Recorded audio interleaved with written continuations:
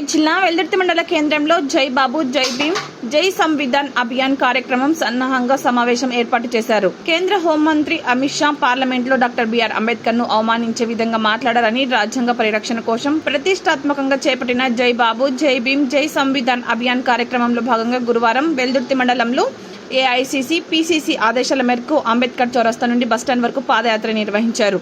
అనంతరం జై బాబు జై భీమ్ జై సంవిధాన్ అభియాన్ సన్నాహక సమావేశం నిర్వహించారు.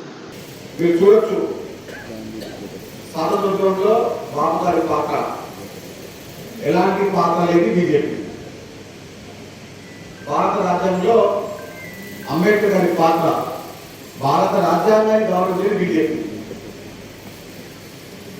ఎవరైతే